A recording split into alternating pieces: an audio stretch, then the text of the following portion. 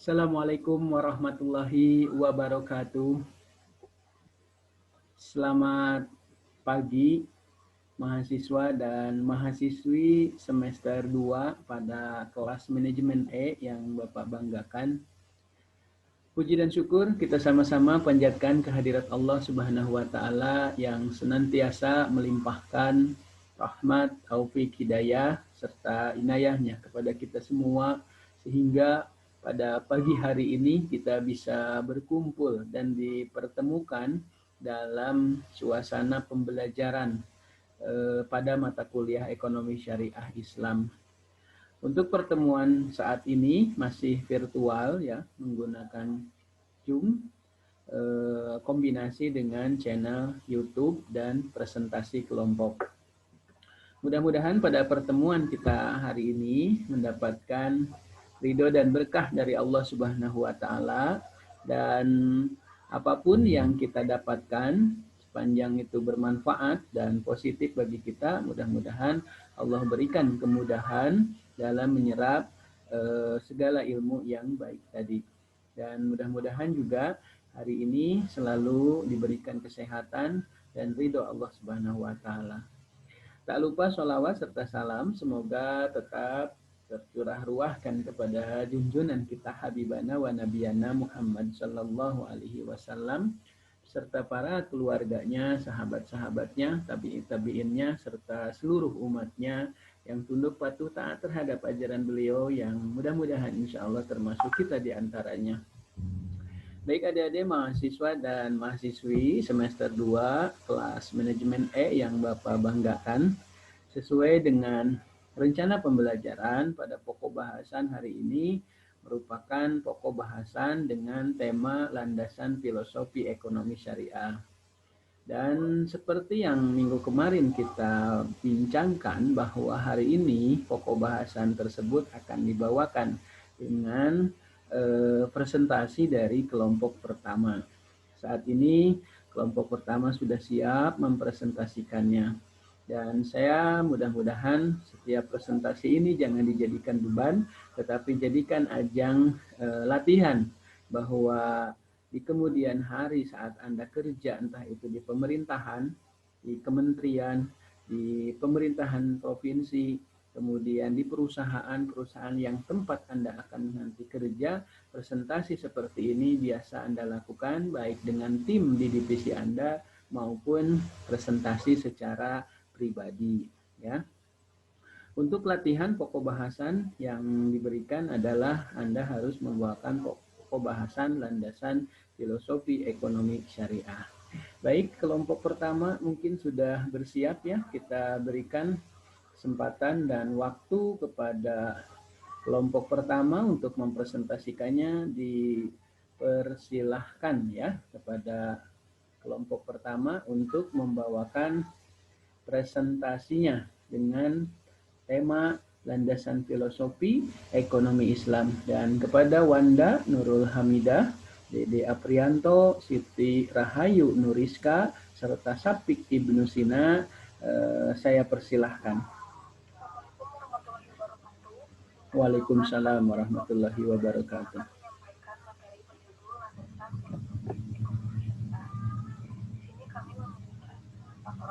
Yang pertama yaitu rekan saya Dede Aprianto,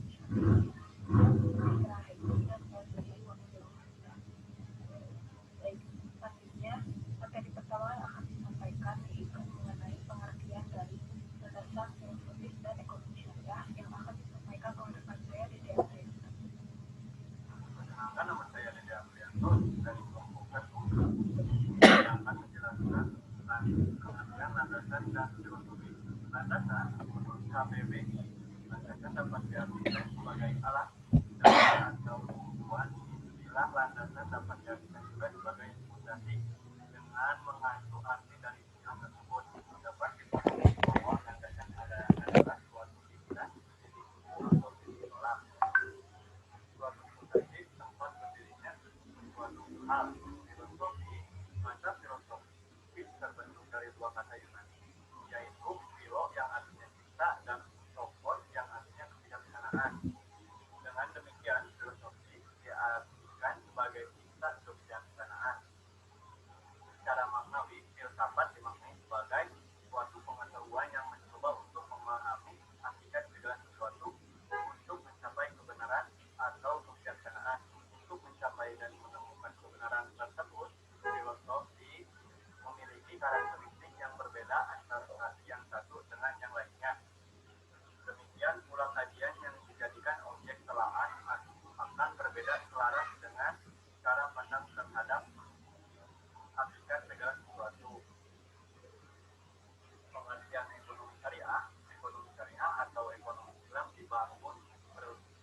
mengajarkan agama Islam karena aktivitas ekonomi ekonomi sebagian tidak terpisahkan dari ajaran agama Islam sebagai derivasi dari hukum Islam sebagai aspek dalam bentuk ekonomi akan mengikuti aturan syariat dalam berbagai aspeknya sebagai sistem kehidupan aktivitas manusia tidak terlepas dari Al-Quran dan hadis di mana Islam menyediakan berbagai perangkat aturan yang sempurna bagi kebutuhan kehidupan manusia. Selain itu, ekonomi Islam juga mengajarkan perilaku seseorang yang dituntun oleh ajaran Allah Subhanahu wa taala mulai dari awal kehidupan secara memandang serta menganalisis setiap masalah dalam berekonomi dan prinsip-prinsip atau nilai yang harus dipegang untuk dalam mencapai tujuan itu. Jadi, landasan filosofis ekonomi syariah adalah dasar atau cara pandang dalam berilmu ekonomi syariah. Baik, materi selanjutnya yaitu 4 landasan filosofis ilmu ekonomi Islam yang merupakan paradigma yang membedakannya dari ilmu ekonomi konvensional. Terdapat 4 landasan, yang pertama itu tauhid, yang kedua keadilan dan keseimbangan, yang ketiga kebebasan, dan yang keempat pertanggungjawaban. Tauhid dalam ekonomi syariah, tauhid merupakan landasan fundamental. Keadilan dan keseimbangan merupakan hal yang mutlak untuk diamalkan oleh perilaku ekonomi.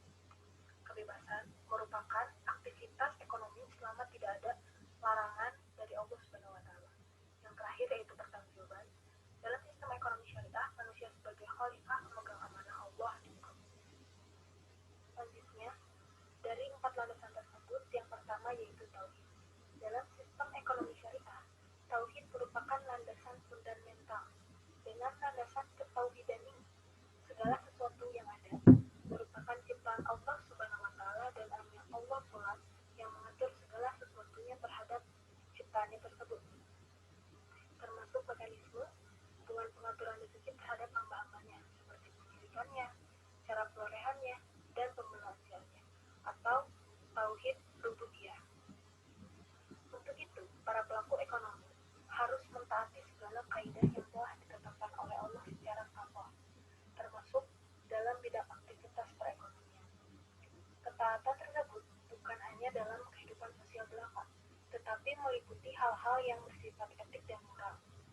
Dalam pandangan dunia holistik, tauhid bukanlah hanya ajaran tentang kepercayaan kepada Tuhan Yang Maha Esa, tetapi jauh mencakup pengaturan tentang sikap manusia kepada Tuhan dan terhadap sumber-sumber daya, baik manusia maupun alam sebagai ciptaan Tuhan Yang Maha Kuasa.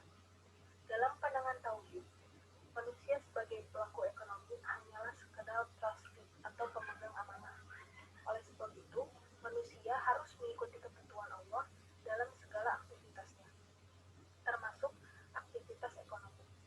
Ketentuan Allah yang harus dipatuhi dalam hal ini tidak hanya bersifat mekanistis dalam alam dan kehidupan sosial, tetapi juga bersikap etis atau uluhiyah dan moral itu. Konsep tauhid dalam Islam benar-benar memberikan implikasi ekonomis dalam aktivitas ekonomi Islam. Hal ini dapat dilihat secara langsung dari instrumen-instrumen ekonominya seperti zakat, infak, sedekah, wakaf, dan penolakan terhadap segala bentuk kezaliman atau la tazlim wa la tuzlam, kemudorotan, la dahar wa la dihar, kecurangan la tafsir, penipuan al-gis, ketidakpastian al-ghurar, monopoli al-ikhtiar, spekulasi al-maisir, dan riba al-riba.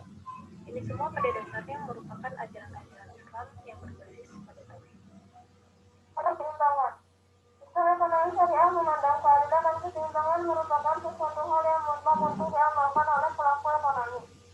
Sebenarnya hal ini berulang kali ditegaskan dalam Al-Quran. Keadilan dan keseimbangan merupakan syarat mutlak untuk tercapainya kesejahteraan masyarakat. Keadilan dan keseimbangan ini harus teraplikasi sedemikian rupa antar anggota masyarakat yang melakukan hubungan ekonomi. Artinya, keadilan dan keseimbangan tersebut bukan hanya pada tataran teoritis, tetapi juga dalam tataran teknis. Misalnya, dua orang melakukan hubungan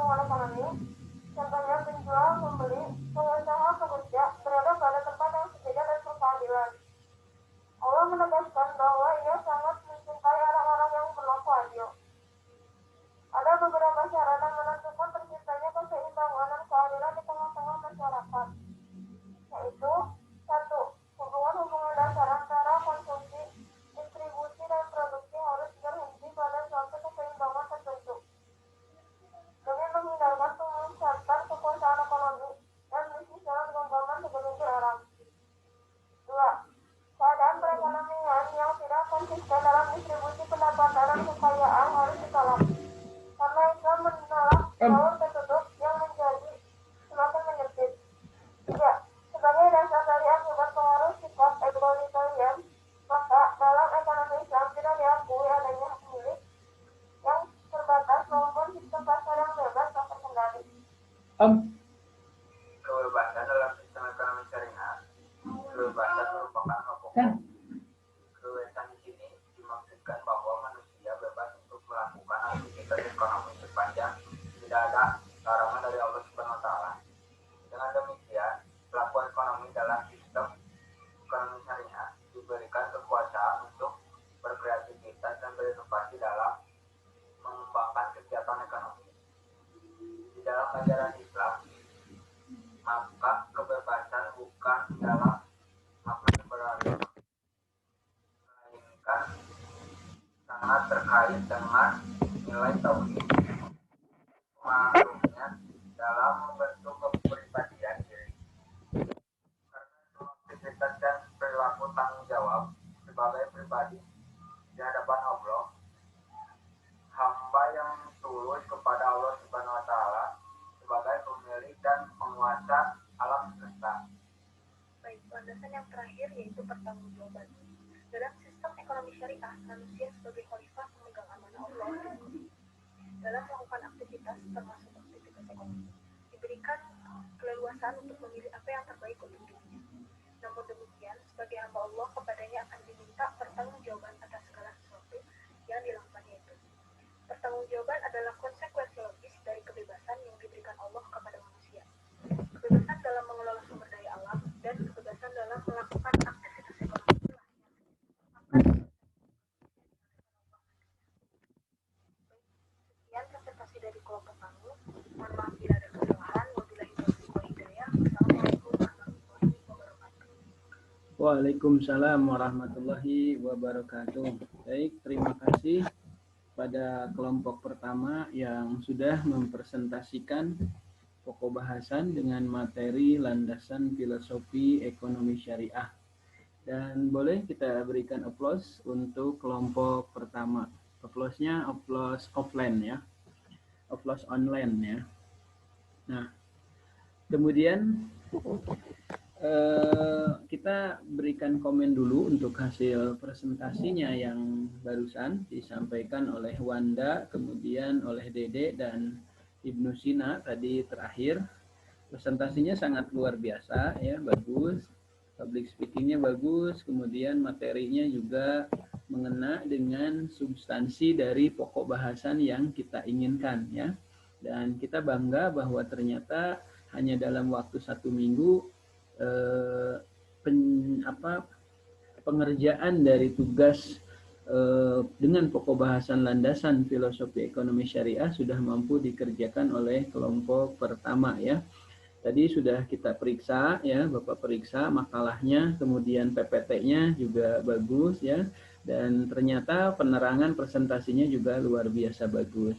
Saya pikir nanti di kelompok kedua pasti akan lebih bagus kembali ya, karena kelompok 2 lebih punya banyak waktu untuk mempersiapkan baik dalam pencarian materi maupun dalam pembuatan video presentasinya ya, karena waktunya lumayan lama ya. Baik, tadi untuk materi ini penilaiannya sudah bagus ya, kemudian tinggal nanti sesi diskusi ya. Sesi diskusi saya rasa tidak sinkron langsung di pembahasan saat ini virtual, tetapi kemungkinan besar akan menjadi asinkron ya, asinkron. Karena nanti diskusinya bisa dilaksanakan di WA grup kelas mata kuliah ekonomi syariah ya. Baik, tadi sudah diterangkan oleh Wanda, kemudian Dede. Yang pertama adalah pengertian dari landasan filosofi. Dede bagus sekali tadi sudah menjelaskan dari mulai suku kata, landasan itu apa, filosofi itu apa ya. Kemudian juga Dede menjelaskan tentang ekonomi syariah. Luar biasa, kena sekali, dan ini yang menjadi landasan inti dan isi dari landasan filosofi ekonomi syariah tadi yang diterangkan oleh Wanda. Kemudian yang kedua, kemudian tadi diakhiri oleh Ibnu Sina dan Wanda kembali, di mana landasan filosofi itu yang pertama adalah tauhid, kemudian kebebasan dan keseimbangan, yang ketiga adalah yang kedua keadilan dan keseimbangan, yang ketiga adalah kebebasan dan pertanggungjawaban. Tadi betul yang dikatakan oleh Wanda bahwa ya dalam melaksanakan ekonomi, ya kegiatan ekonomi baik dalam jual beli, syirkah, pinjam meminjam, kemudian yang lainnya itu harus dilandasi dengan tauhid, sehingga di kepercayaan kita tidak semata-mata untuk bertransaksi mencari uang dan mencari nafkah, tetapi ada landasan tauhid, sehingga setiap apapun langkah mencari atau berekonomi, hasil bukan urusan kita, tetapi dilandasi dengan tauhid itu sudah merupakan sebuah pencatatan pahala, ya, pencatatan pahala. Tidak hanya dalam berekonomi sebenarnya, tadi seperti yang Wanda katakan, dalam hal mencari ilmu, Anda kuliah juga itu harus dilandasi dengan tauhid. Jadi intinya tidak semata-mata hanya untuk mencari ilmu, mendapatkan gelar saja, ya, tetapi dilandasi tauhid. Adapun nanti gelar kemudian ilmu didapat itu sebetulnya bonus-bonus yang kedua ketiga secara duniawi saja. Tapi yang paling penting adalah bagaimana setiap kegiatan yang positif, apalagi kegiatan yang dianjurkan dan diperintahkan dalam Al-Quran dan hadis itu harus dilandasi dengan tauhid, bahwa kita melakukan hal ini betul-betul karena lillah. Nah, ini dilandasi tauhid sehingga semua terus menjadi ibadah. Seperti itu, ya. Jadi bagus sekali penerangan dari Wanda tadi. Kemudian Dede melanjutkan di landasan filosofi yang kedua adalah keadilan dan keseimbangan. Betul sekali, landasan yang kedua adalah harus seimbang, sehingga banyak sekali di kapitalis, di konvensional itu yang tidak memenuhi landasan filosofi seimbang ataupun adil. Misalkan tadi, ya, spekulasi, ya, membeli, memborong misalkan mata uang asing dengan harapan nanti naik, pada saat naik Anda melepas kembali. Nah, itu tidak boleh bertransaksi atau berbisnis seperti itu. Kemudian juga dalam jual beli, misalkan di adat kita ada kegiatan jual beli berekonomi yang tidak sesuai dengan syariah. Misalnya membeli mangga, ya, kebunan gitu, ya. Jadi sekebun itu diborong misalkan seharga 15 juta misalkan, ya, 2 kebunan gitu. Nah, itu tidak boleh transaksi seperti itu, ya, karena tidak memenuhi unsur keadilan dan keseimbangan, ya. Landasan tauhidnya mungkin ada, tetapi tidak memenuhi landasan filosofi yang kedua, yaitu keadilan dan keseimbangan. Nah, jika misalkan mangga tadi hasil panennya melimpah, ya, kemudian si bandar untung besar tadi, bahkan melebihi dari 15 juta, bahkan bisa laku sampai 100 juta misalnya, ya. Itu siapa kira-kira yang merasa gembira dan yang merasa sedih, atau yang menang dan yang kalah, win dan loss? Itu saya pikir pasti bandar yang untung, ya, dan yang punya kebun itu merasa kecewa karena ternyata hasil perkebunan dia melimpah ruah dan hasilnya hanya bisa dinikmati oleh bandar saja. Nah, sebaliknya, jika misalkan si hasil panen mangganya itu ternyata tidak berhasil dengan baik, siapa yang merugi? Nah, bandar pastinya, ya. Nah, kerugian itu bisa diakibatkan karena ada yang nyolong, kemudian juga ada hewan lain yang menghabiskan mangga tersebut, sebut saja misalkan kelelawar dan lain sebagainya, kemudian hama dan lain sebagainya. Kemudian juga bisa ada binatang-binatang yang lain, seperti mungkin ada kera yang ada lewat di situ. Kemudian juga ada mungkin faktor manusia, ada yang ngambil, itu banyak faktor. Intinya, kepastian itu tidak ada yang tahu, kan, kita akan untung atau ruginya. Sehingga transaksi jual beli seperti tadi itu tidak memenuhi landasan filosofi keadilan dan keseimbangan. Makanya transaksi seperti itu tidak bolehkan.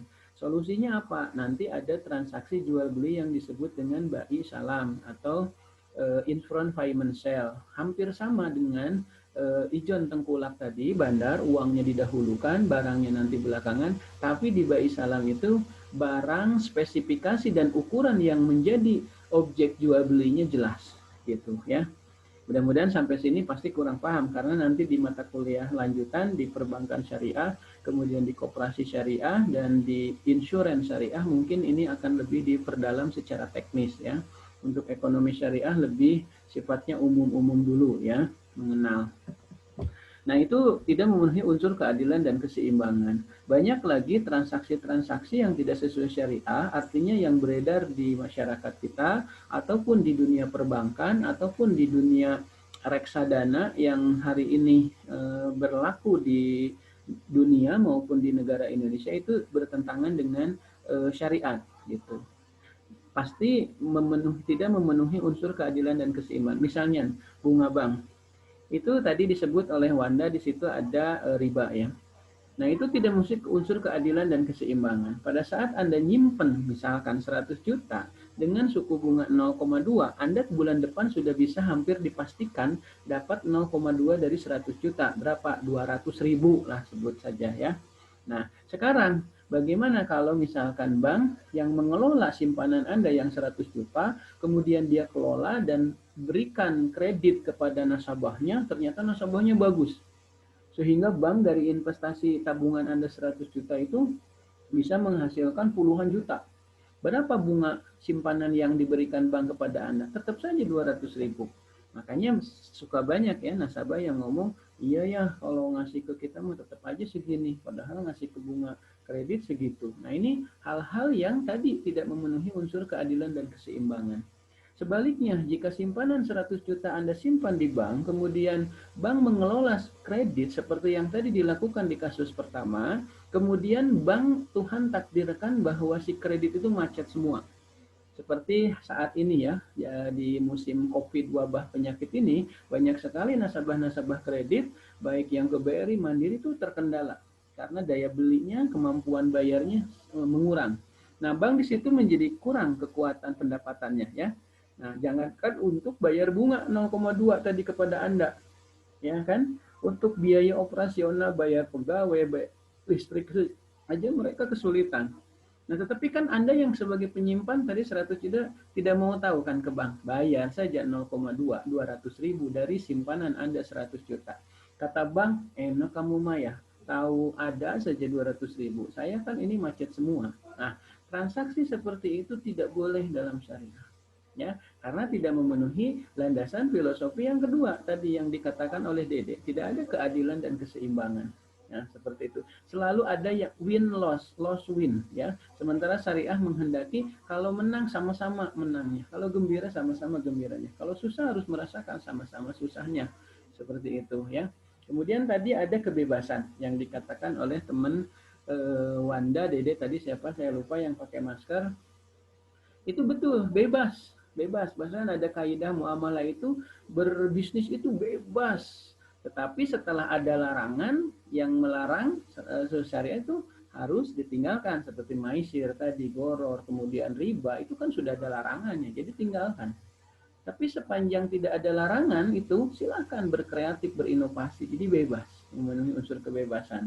Wah saya mau bisnis ganja mengurangi timbangan, nah itu kan udah ada larangannya, jadi tidak boleh tinggalkan gitu ya. Nah, itu silahkan ya kebebasan. Kemudian pertanggungjawaban tadi yang kembali lagi ke presentasi dikatakan oleh Wanda. Betul.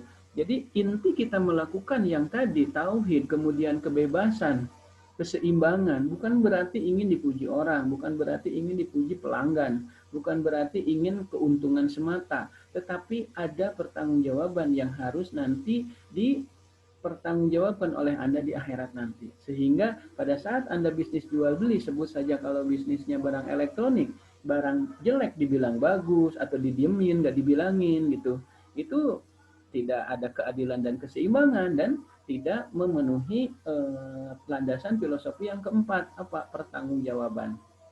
Nah, pada saat Anda sadar ada landasan filosofi yang keempat, pertanggungjawaban, Anda tidak akan menutup-nutupi. Kenapa? Karena nanti akan Tuhan Maha Tahu dan akan dipertanggungjawabkan. Jadi dalam berbisnis 4 landasan ini harus selalu ada dalam oleh pedagang, baik pembeli, oleh perbankan dan lain sebagainya. Ya, jika 4 landasan ini dipenuhi, insya Allah tidak akan ada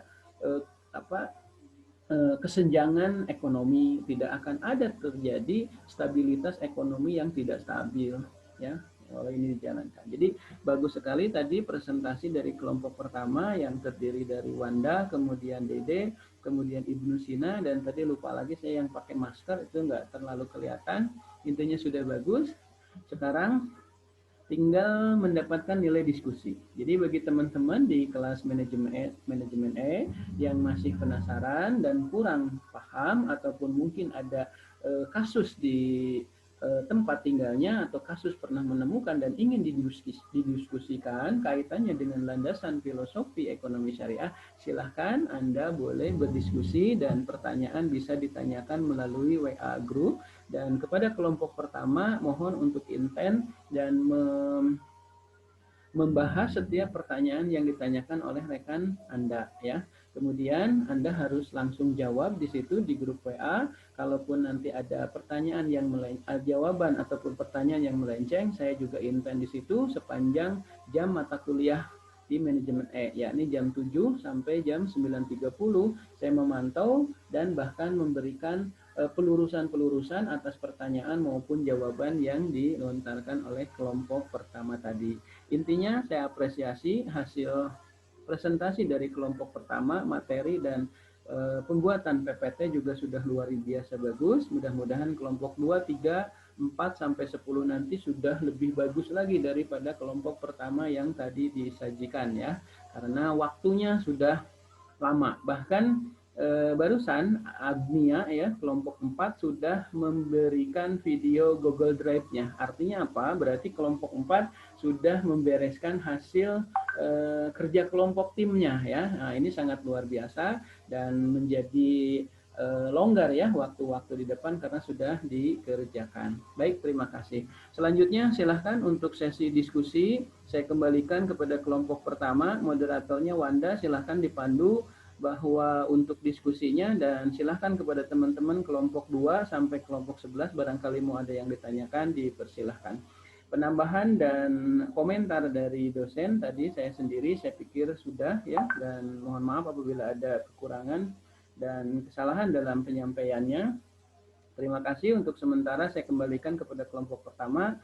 Terima kasih. Billahi taufiq wal hidayah. Assalamualaikum warahmatullahi wabarakatuh.